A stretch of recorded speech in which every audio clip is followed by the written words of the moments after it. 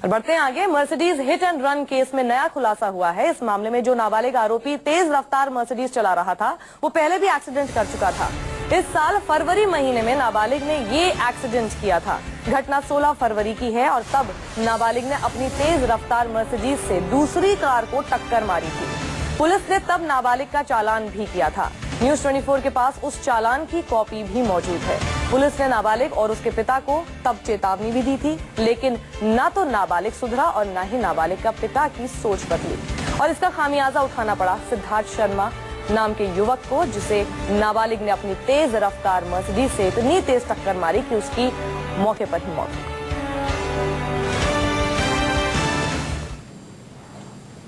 आप देख रहे हैं वो चालान की कॉपी जो पहले भी इस नाबालिग का चालान कट चुका था, लेकिन उस वक्त पुलिस ने चेतावनी देकर छोड़ दिया था। इस मामले में यह भी पता लगा है कि सिद्धार्थ की बहन शिल्पा ने एक चिट्ठी पुलिस कमिश्नर को लिखी, जिसके बाद आरोपी के पिता को पुलिस ने गिरफ्तार किया। सिद्धार्थ के पिता और बहन इस वक्त हमारे साथ हैं, उनसे हम बातचीत करना चाहेंगे।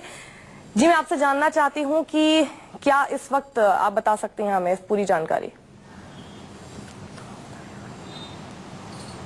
जी, जहाँ तक इस केस का सवाल है, हम तो पहले दिन से ही ये बताते रहे हैं कि जब हम पुलिस के पास गए, जब मेरे लड़के की जो शव था वो मर्चरी में रखा हुआ था और हम बहुत बुरी हालत में फिर हम गए थे ताकि इसका हमें कुछ प्रोग्रेस पता चले या कुछ एक्शन ले रहे हैं या नहीं। तो हमें यही बताया गया था कानून के तहत जो होगा करेगा, कानून के तहत जो होगा करेंगे, लेकिन टिल देन 24 आवर्स तक किसी को नहीं अरेस्ट किया जाना और उसका बाद में ना तो उनके बच्चे को पकड़ना जिसको बच्चा कह रहे हैं। मैं ये पूछना चाहता हूँ कानून विशेषज्ञों से कि जो लूप होल दिए हैं इनको क्यों नहीं प्लग किया जा रहा है। अभी देखिए 5 दिन के अंतर में ना तो बालिग नाबालिग हो सकता है और ना नाबालिग बालिग हो सकता है। कोई बिजली का स्विच तो है नहीं, कोई स्विच ऑन किया और लाइट ऑन हो गई। पहली बात ये 5 दिन के डिफरेंस को आप बालिग नाबालिग में तोड़ने का जो ये मौका मिला है इनको, इसको प्लग कीजिए। दूसरा ये है कि ना तो पुलिस ने कोई नज़दीक में इतने CCTV लगे हुए हैं, ना कोई उन्होंने विटनेस ज्वाइन कलेक्ट करने की कोशिश की, ना इसमें किसी भी प्रकार का कुछ भी एक्शन लेने की कोशिश की। सिर्फ हमें कहते रहे जी कानून के तहत जो होगा हम करेंगे। अब इस कानून को हम नहीं जानते क्या है क्या नहीं है। मेरे बेटे की जान गई सिर्फ इसलिए क्योंकि कुछ लोग पैसे के बल पे या पद के बल पे बूते पे कुछ भी कर सकते हैं, उन्होंने कानून का डर नहीं। जैसे कि आप अभी बता रहे थे कि 3 बार ये पहले भी लड़का कर चुका है और आज के पेपर में भी आया है, टाइम्स ऑफ इंडिया में मैंने सुबह पढ़ा है। कल मैं हरिद्वार गया था, पूरा दिन हम लोग परेशान होके आए हैं। आप समझ सकते हैं कितनी परेशानी में। अब इसकी मदर है, उसकी सिस्टर है, और जब पढ़ा तो उन्होंने इवन कंपाउंड वाले कह रहे हैं कि ये बच्चे इसी प्रकार से चलाते रहे हैं। ये कोई पहला, दूसरा, तीसरा, चौथा नहीं है, continuously they have been doing this. जी, आप अरविंद केजरीवाल से भी मिले थे, तो उन्होंने किसी प्रकार का कोई आश्वासन दिया आप लोगों को? जी, मेरी डॉटर गई थी मिलने के लिए, सब लोग गए थे कैंडल मार्च के दौरान, लेकिन उन्हें नहीं मिलाया गया था। ये कहकर के केजरीवाल साहब नहीं है और उन्होंने फोन नंबर लिया था, लेकिन आज तक ना तो किसी ने कभी संपर्क किया, ना कोई हमारे बारे में पूछा, ना किसी ने हमसे पूछा है। तो यानी सरकार की तरफ से कोई पहल नहीं की गई। ये आप लोगों ने जिस तरह से मुहिम छेड़ी और लगातार सिद्धार्थ की बहन कैंडल मार्च लेकर निकलती रही कई लोगों को लेकर, ये उसी का असर है कि गिरफ्तारी हुई, वरना प्रशासन की तरफ से, सरकार की तरफ से कोई मदद नहीं मिली आप लोगों को? जी, हमें तो पता ही नहीं कहाँ सरकार किस तरीके से हमें अप्रोच की या नहीं की, हमें तो मिला नहीं है कोई भी। नहीं, हमें एक्चुअली कोई एक्शन नहीं लिए गए हैं। कोई एक्शन नहीं ले रहे हैं। हम लोगों ने जो भी किया है वो सिद्धू के फ्रेंड्स और हमारे फ्रेंड्स और फैमिली ने मिल के एविडेंस ढूंढा है, सब कुछ किया है। और क्योंकि हम लोग इतने हताश हो गए थे, हमारे एविडेंस देखने या सुनने से कुछ होगा नहीं, क्योंकि एक्शन पुलिस ने लेना है, लॉ एंड ऑर्डर ने लेना है, इस सिस्टम ने लेना है। तो हम लोग इतने हताश हो चुके थे कि हमने फाइनली डिसाइड किया कि हम कमिश्नर साहब से मिलेंगे कि ये हम यही सोच सकते हैं कि मतलब हमारे साथ ऐसा हो रहा है तो बाकियों के साथ।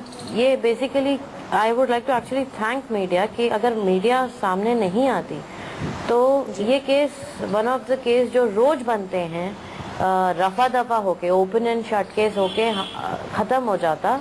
आज वो लोग आराम से अपने घर पे बैठ रहे होते, पुलिस अपनी जेबें गर्म करके बैठी होती और हम लोग सिर्फ रो रहे होते।